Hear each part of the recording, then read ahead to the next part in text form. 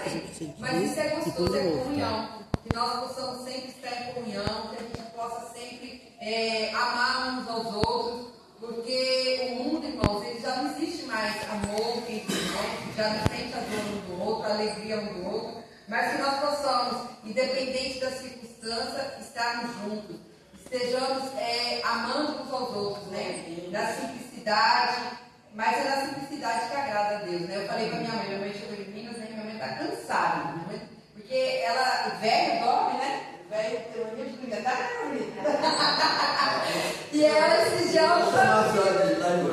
não, eu fico acordada. E ela, esses dias, ela não está comigo à tarde, irmãos. Porque a minha mãe, assim, almoçou, ela coloca a última colher de comida na boca, vai para a cama, para o sofá e dorme. Esquece ela, né? Mas aqui, irmãos, ela vai para Josi e Josilene está lá. Aí ela caça e lá para casa. É horário de cabelo, ela está ligada, te esquece. Aí ela fica assim, Bela, tenta aqui com a vovó, Bela. Querida, né? Tenta com a vovó. E aí eu falei assim, mas ela vai com a gente lá para Taquaral? Vou. Eu disse, é isso aí, mas a gente vai descer uma ribanceira, depois a gente sobe. Não, vou. E ela gostou muito, irmãos. Então a gente fica. Inclusive a gente vai marcar um dia, né? Para ir lá para a roça.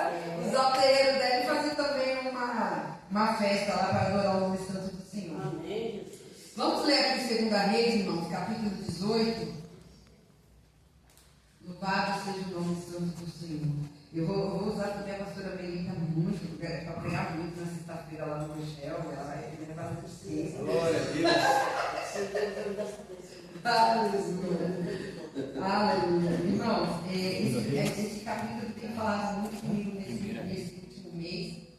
E eu acredito que Deus tem algo para cada um aqui nessa tarde, que Deus possa falar melhor no coração de vocês. 2 Reis, capítulo 18.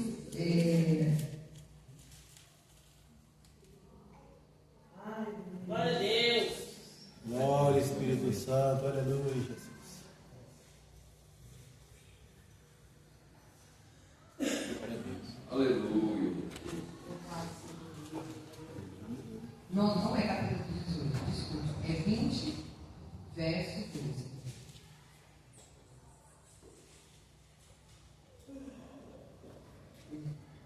Segunda Reis 20, verso 12. Amém? Amém.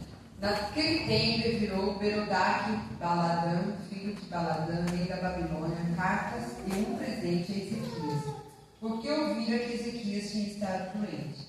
E Ezequias lhe deu ouvidos, e lhe mostrou toda a casa do seu tesouro, a prata e o ouro, e as especiarias dos melhores ungüentos, e a sua casa de armas, e tudo quanto se achou nos teus tesouros. Coisa nenhuma lhe houve, se não lhe mostrasse, nem em sua casa, nem em todo o seu domínio.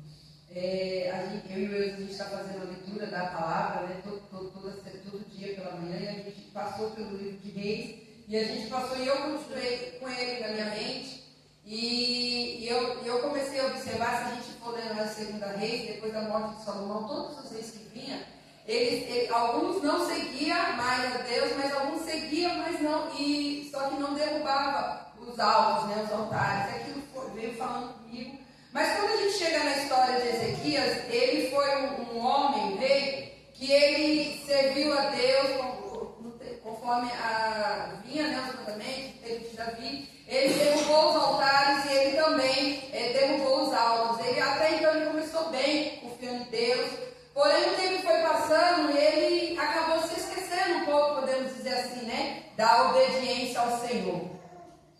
Mas o que me chama a atenção foi que Ezequias, ele teve várias experiências com o Senhor. Deus o livrou, né, perdoou os pecados dele, Deus o livrou das perseguições, e ele foi curado da doença. Quando Ezequias ele ficou doente, né, Deus mandou Isaías ir até ele e falou que ele ia morrer. Depois o Senhor mandou Isaías voltar a ele e falou que iria acrescentar os anos de vida, né? Então ele tinha experiência com Deus, ele sabia quem era Deus, ele sabia o Deus que ele servia.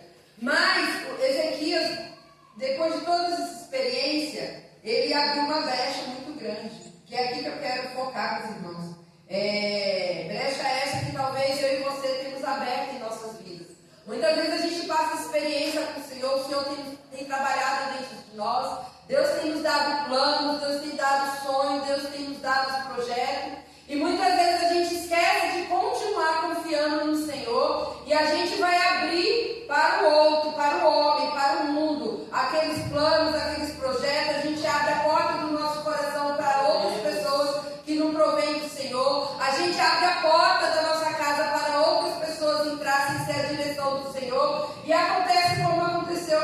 Josias, quando ele ficou doente e o rei da Babilônia ficou sabendo, o rei enviou presentes para ele. E também, o que Ezequias fez? Ele deu ouvido e aceitou, ele abriu a porta da casa dele.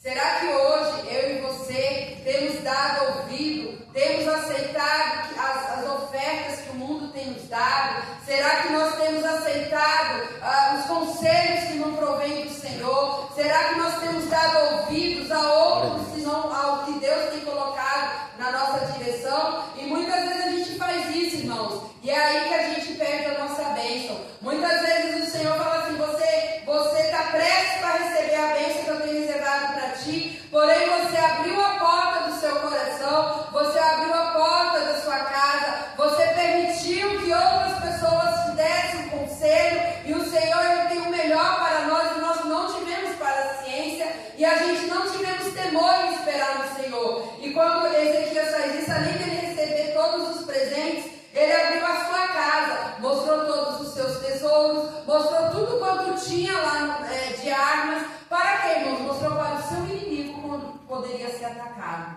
A gente mostra para o inimigo, podemos dizer assim, aonde estão as nossas fraquezas, né? A gente chega e fala assim: não, eu tenho essa luta, a minha prova é essa, tá faltando tudo, tá doendo.